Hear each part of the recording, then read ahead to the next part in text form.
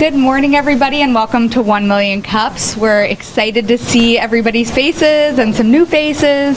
As always, this is a really low-key event, so help yourself to the goodies brought by Telematic and the coffee that was sponsored by Baker Tilly. We're also thankful for Field 59 for donating their services to provide a live feed and recording of today's presentation, and of course to the Madison Central Library for providing this really awesome space that lets in some light on a winter day that's freezing outside like today. What we're going to do, if you're new to 1 Million Cups, we're going to do some introductions quick. If you want to say who you are and what you do, that would be fantastic, and then we'll turn things over to Telematic. A couple quick plugs, or maybe just one. For those interested, G-Beta is still taking applications. They've extended their application round into, I believe it's February 8th, and you can get in contact with Maggie from G-Beta if you have any questions. I have some things posted on my LinkedIn page, and we'll put something up on the 1 Million Cups page as well. So I am Rachel Neal. I'm one of the organizers of 1 Million Cups. I also work at Nordic Consulting. My name's Leah Anderson. I'm also an organizer of 1 Million Cups, and I also work at Nordic.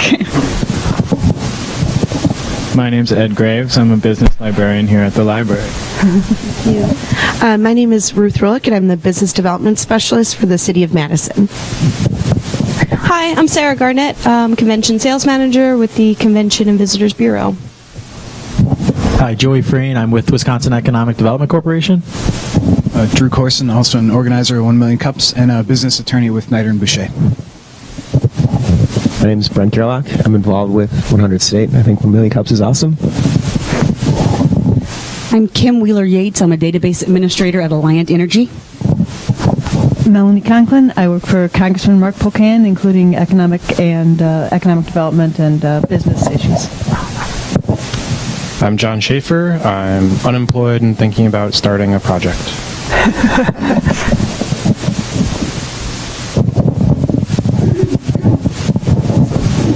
I'm Derek Ebler. I'm with Field 59. I'm Garrett Lee. Work out of 100 State on a few community projects, starting a nonprofit called WOA, stands for We Help One Another, and Good Point, transforming social good into digital currency. I'm Jeremy Udovich. Our company is Heiko Solutions. We're a high-end offshore software development, IoT development, and data science as a service company. Hey, Shobhan Thacker with HealthX Ventures here. Thanks. And so is Kurt Peterson, co-founder of 32 Auctions, a platform for hosting and managing silent auctions online. Steve Claude, co-founder of 32 Auctions as well. My name is Tom Yates. I'm the co-founder of Telematic. Marty Ryan, co-founder of Telematic. And you've got the mic, so are you mic'd up? I'm mic'd up. Then we can pass this over, and awesome. We'll turn things over to Telematic. Thank you all for coming this morning. Really appreciate this opportunity. Before I get started, what I'm going to dive into, I'm going to start with our mission statement and why we're here. I'll share some insights about what's going on in the insurance industry, some pain points, and how we choose to solve them. Just as the health insurance industry is turning to changing patients into customers, we're looking to turn insureds into customers. That's why we exist. Some steep trends. I'm not going to spend a ton of time on this, but it does lay some groundwork as to what's happening in the insurance industry. So the STEEP trend stands for social, technology, economic, environment, and political. Socially, transparency. People want more transparency with both pricing and the end product and what it does and the value add. Urbanization and the move towards cities. Millennials, and what do we do with millennials? Technology is, there's explosive growth going on in technology, and that is really where probably the intersection of insurance and technology is really juicy right now, and why we're here. Economically, we're seeing the growing E6 markets, which are going to probably most likely be the front runner of some regulation that's going to be set in insurance, and it will be standardized. So that's a market to stay on top of. There's a lot of undercurrents going on with the E6 that's I feel like interesting. Environmentally, how does insurance plan for catastrophic changes, and how do they write out the ups and the downs? And then politically, as I said, along with the emerging markets and what's going to happen with standardizing regulation. Some challenges that are happening within insurance that we're seeing and we understand. Competition, it's heating up. The marketplace is really heating up in vertical markets that insurance wasn't necessarily planning on. We're seeing Google, Amazon, and Verizon offering insurance along with a data plan. Some experts have called this switching risk, where you could switch from insurance to another vertical market that's carrying insurance. In the technology area of insurance, we are on the race to build the database and interpret the data as fast as possible to create new prices for insurance. So that is an actuarial conundrum right now, is what do you do with real streaming data and how do you use it to predict the future? Competition, I covered. Transportation, if you haven't heard of this thing called Uber, it's happening. It's disrupting transportation in a big way. And one of the things that Uber is doing in the insurance world is a lot of eyes are on Uber right now. And what do we do with Uber drivers? And where is the baton being passed with risk between being an Uber driver and not being an Uber driver in your own car? So that's causing, I feel like, the market to shift and have some focus, as well as the media hype that's going around with autonomous and self-driving cars. Just as 3D printers were in media hype about 3 or 4 years ago, I feel like autonomous cars is also in media hype. Millennials, and that is a huge insurance challenge because millennials don't want to necessarily own a car. They're delaying their adulthood, and they're also not choosing to get a driver's license sometimes.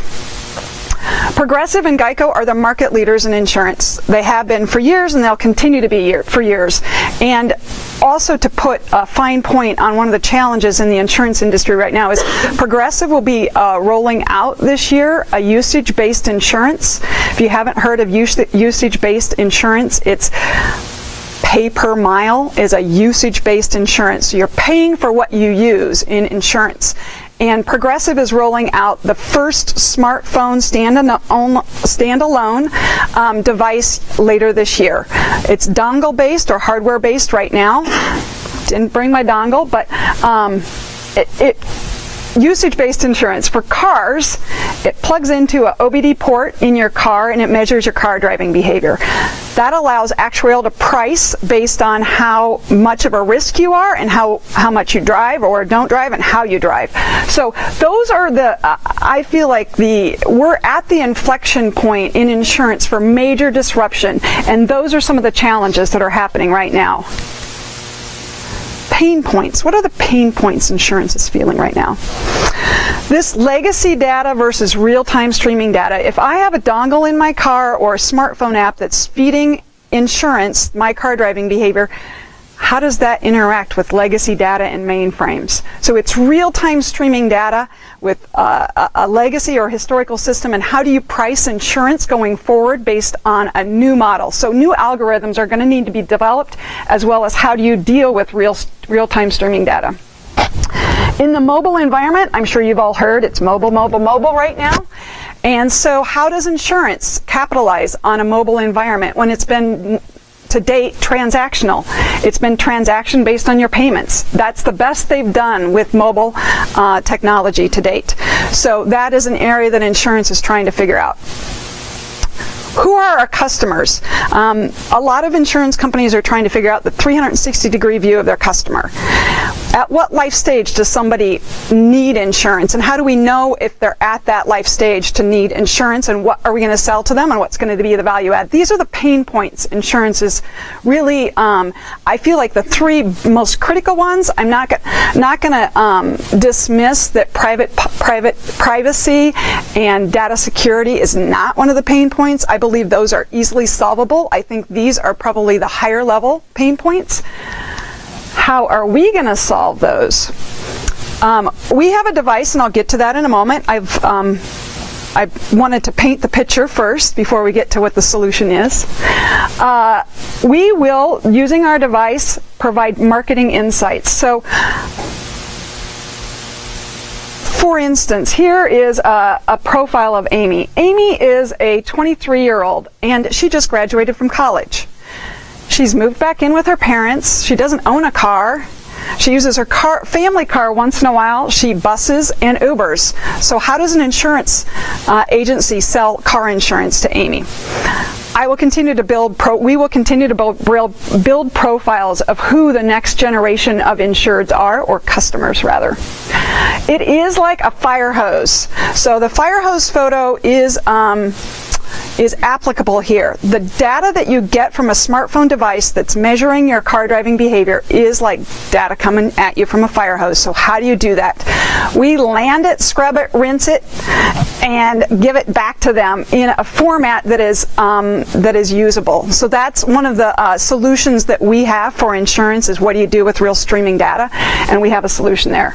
How can we positively engage in a mobile environment with our customers?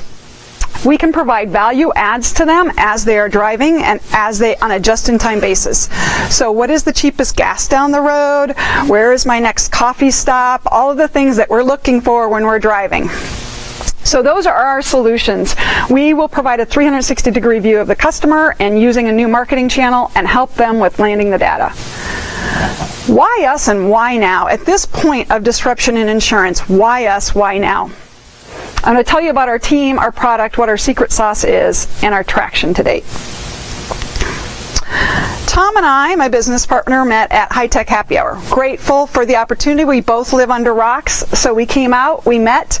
Tom told me what he did. I was looking for a new gig, and it basically was like peanut butter and chocolate from the very beginning. We started meeting. Ever since, I feel like we are really complementary in our CEO roles at Telematic. And what we mostly are, to tell you the truth, is we're business engineers who cannot stop solving this problem. We are thinking about the future of insurance almost all the time. We can't sleep some nights because we're thinking about it so much. Tom is a software veteran who has spent the last 10 years building a hardware device, which is the dongle of usage-based insurance. We now have a smartphone device, but that's how Tom got started in this market, in this space. I come to Telematic, and I started off my career as an actuary. A lot of people in Madison, and not very many people know that about me. I've kind of been undercover on the actuary thing. But for the first 7 years of my career, I was trained as an actuary working in actuarial departments. I really understand pricing risk as well as loss reserves. And for the last 10 years, I was CEO of Next Generation Consulting, and we built the largest database about young professionals across the U.S. and North America on their preferences and where they choose to live, work, and play. Here is the product. It's a smartphone app. It measures car driving, travel behavior, and also cell phone usage or mobile usage. It does so by picking up, using the accelerometer. All of the technology that's available in the smartphone is being used to pick up what time of day are you driving? Are you hard braking? Are you a fast starter? Are you taking your corners hard? Are you, what time of day? Because time of day does matter. There's what some would consider riskier times of day to drive. So those are a few things, as well as what you're doing with your phone. We are targeting insurance companies. We see this as a marketing tool to help really insurance companies better meet their customers and to provide more accurate pricing to right-size insurance. Our secret sauce. Tom and I really have built-in language because we both come from insurance. We don't need to know the acronyms or have anybody really do any translation. We already have that. we're doing team-based problem solving. We feel like we know some of the answers, but we also are going to be looking at insureds and insurance companies and problem solving this together. We understand complexity, and we're here to help build a stronger brand. Insurance has been really viewed as a necessary evil for many years, and I think that together we can help an insurance company really think about their customers in a new and exciting way. And we're going to listen deeply. Our traction today. So to give you a timeline, Tom started building this in his basement/kitchen table in June of 2014. We met August 2015. Since August 2015, we founded. In November, I pitched at the Early Stage Symposium. That's caused a little bit of traction. We've had probably a dozen, both angel and VC firms that we've talked to, both approaching us, and we've been approaching them. And most recently, we couldn't be more excited, but we've gotten accepted into the Global Insurance Accelerator in Des Moines, Iowa, and we're going there in 2 weeks. And that is, I feel like, a huge opportunity. I'm from Des Moines, started my career in actuarial science in Des Moines and worked for insurance in Des Moines. So I feel like I'm going back to my roots, and this accelerator program in its second year is going to really put us on a new path. I've also am exploring speaking opportunities as a revenue stream for Telematic and have secured a fall conference in Madison this year as an opening keynote. We are going to be alpha testing. It has been in alpha mode for the last 6-8 months. We're going into power alpha mode starting February 1 while we go into the accelerator and really trying to learn and from the data and the insights and really help insurance companies. That's it. If you'd like to, I welcome any questions, feedback, and if you'd like to be involved in our Power Alpha mode, please let me know.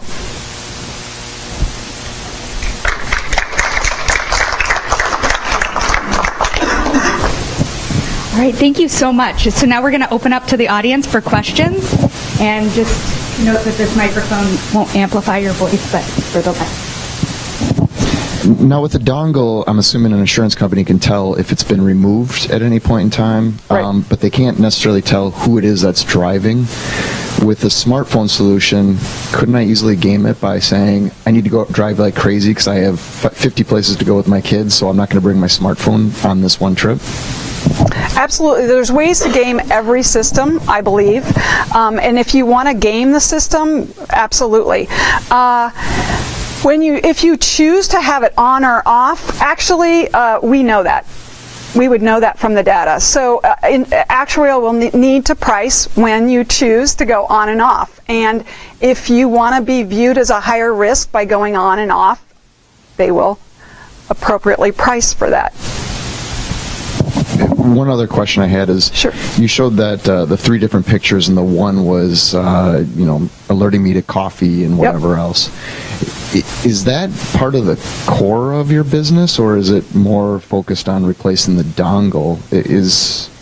Where is your focus in that whole thing, and what does that piece play into it? So what we consider ourselves is to be really thought partners in turning insureds into customers. We have a tool that will allow that, and we have next generation insights on building on a database of what we know about the next generation. The tool is on par with competition right now. It does everything the competition does. What you're seeing in that screen of providing a value add of what's coming down the road is only a small part of what the phone and the device can do, but it gives you a glimpse of the value add to the driver. Does that make sense?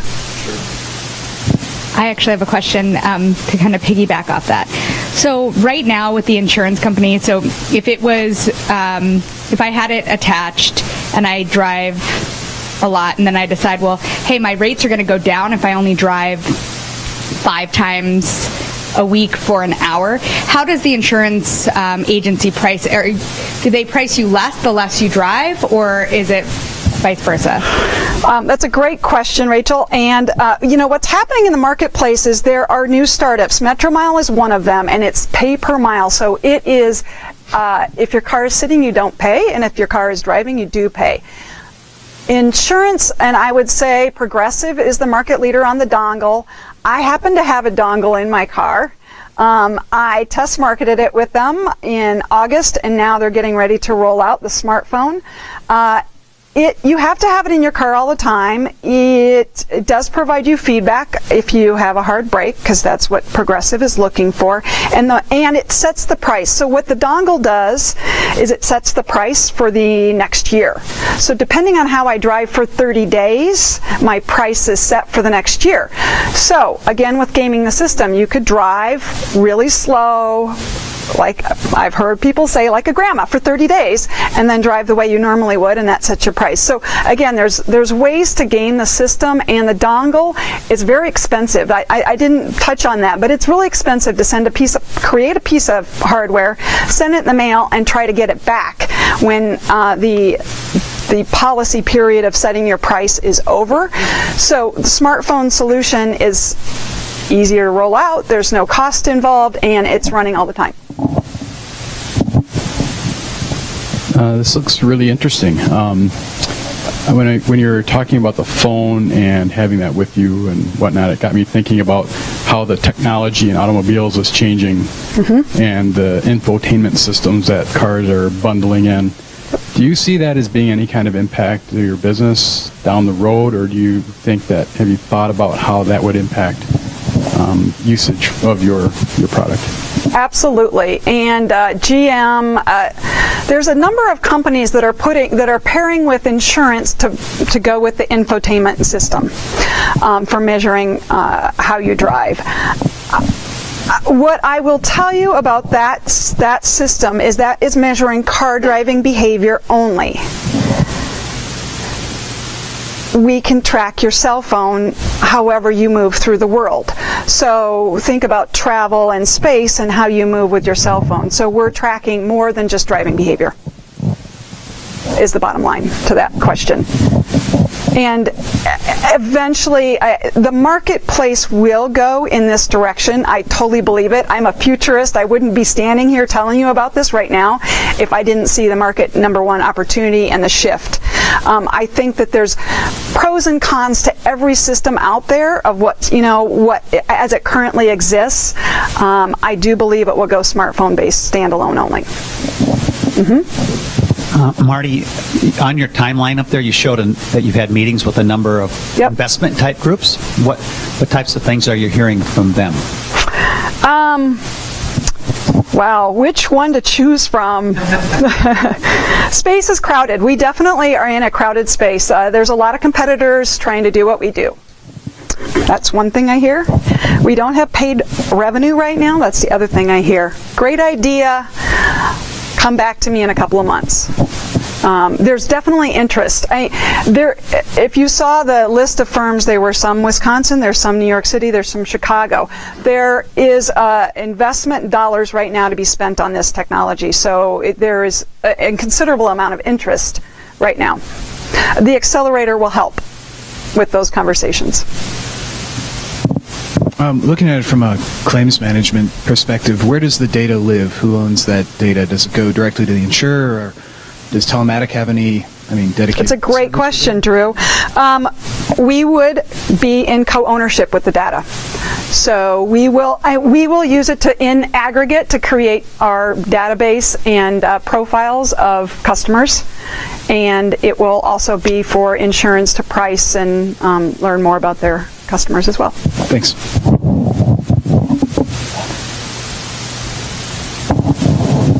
As a fellow futurist, I'm curious about your take on what the auto industry and insurance will look like once we do have autonomous vehicles and probably a lot more shared vehicles. Is it going to be, insurance is to mitigate risk, and when the action is out of the driver's hand, what does insurance look like at that point?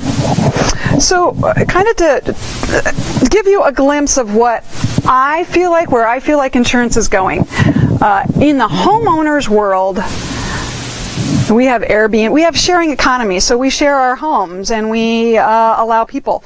Our insurance, based on how we move in and out of our home, will be priced accordingly.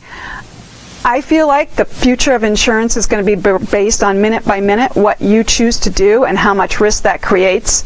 And you'll have a policy that covers, it's not specific to a specific object. So we've had car owners insurance or car insurance, and we've had home insurance. I feel like we're going to have, call it an umbrella policy that covers us as we move throughout time and space. That's the direction I feel like insurance is going to head. Hi.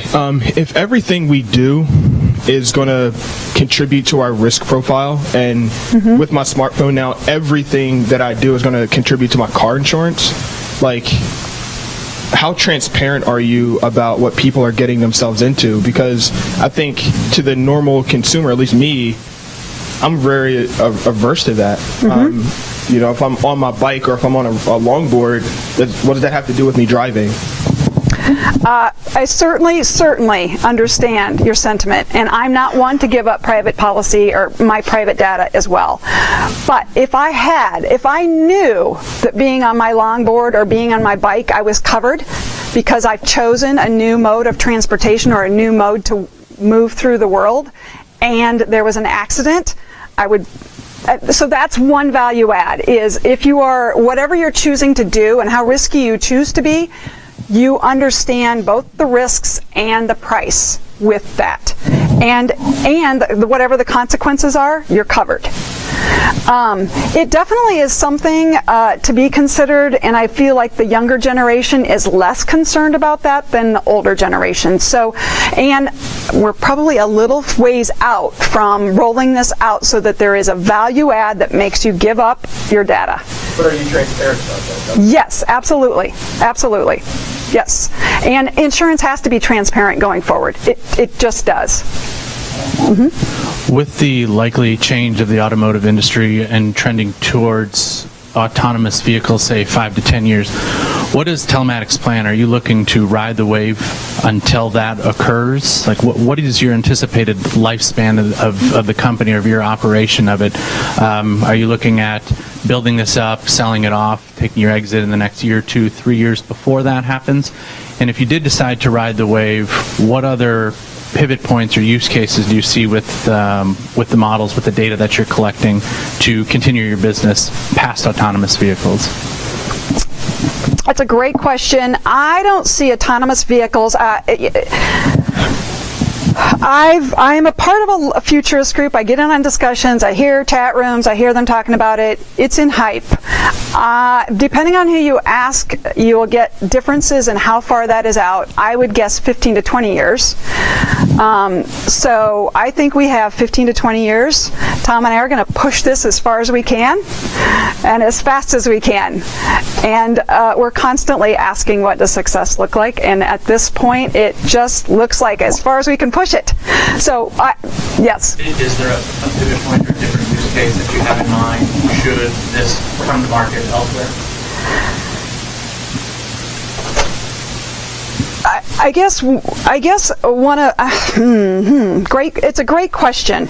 Auto insurance is our #1 target, but I see it being more than just auto insurance. I see it being life insurance. So, do we have a pivot?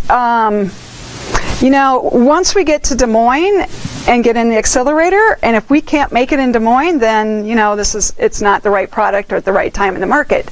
But we're going to push it, and I know that the marketplace is ripe for this technology. So I do believe that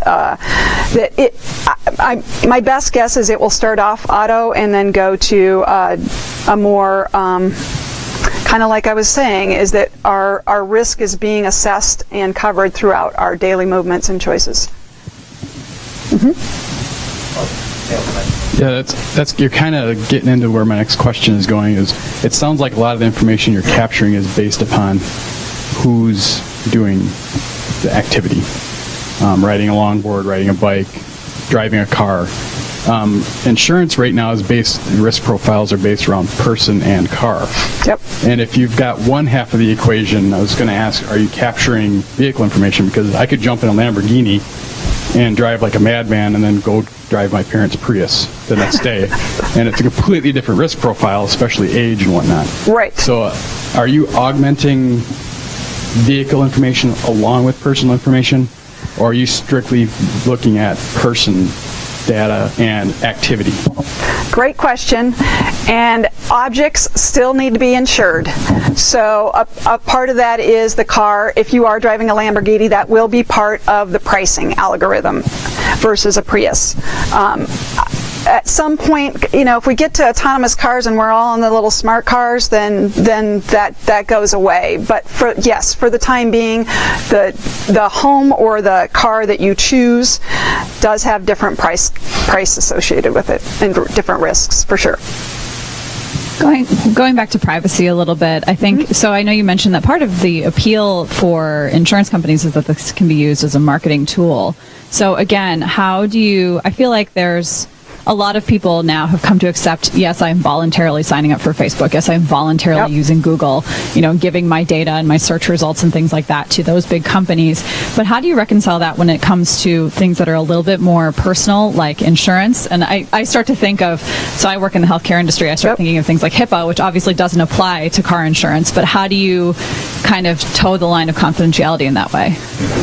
It's a great question, and I believe one to be problem solved together with insurance. Tom and I think about this very same challenge that you're talking about a lot, and there has to be enough value add. It has to either save you time or money for you to want to do this. So the value add is going to be that's something that we are constantly thinking about, and probably a little bit not wanting to share that as a trade secret right now. So going forward, yes, we have to get you to want to sign up for this enough to give us our data, for sure. If any of you have Google Maps on, this is happening to me, and I guess I'm a little bit slow to the market, but when I go anywhere in town, it tells me how far back to home. So that's awesome, because I know if I get heavy traffic or I'm in, I can find alternative routes according to the data that they're feeding me. A nice value add. And I see a lot of travel behaviors where if we knew some information, we might make different choices, and that would help us either save time or money. So it's the time or money has to solve a problem there. Great question, though. What does revenue look like for Telematic in terms of, like getting a sale, like your sales pipeline? Like you said that was one of the questions that came up, when you're talking to investors. So just out of curiosity. Yep.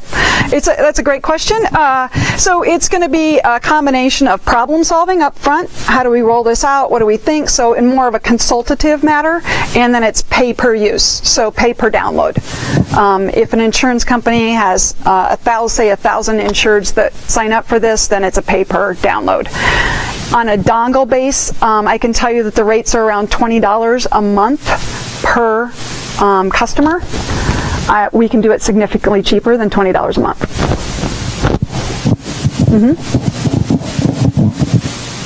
And I think that's going to be our last question for today. Marty and Tom will be around to answer your questions if you want to talk to them individually. Before we close out, though, Marty, do you have a ask for our audience on how we might be able to help you in Telematic? Great. That's a great question. And one of the things as a presenter, I want to pique your interest enough, but not give you too much. And the product to me is the product is awesome, but it's not the full package or value that we offer. So my question to you is, did I give you the information in an orderly fashion enough for you to come up with questions and understand along the way what we're doing, but not focus on the product? Or anything I could have done better to help you understand what it is we're trying to sell? Good. Yeah, so, and if you have any feedback on those, I would ask that you approach Marty or Tom, and they can take your feedback from there. Awesome. Thank you all. So much. Questions were great.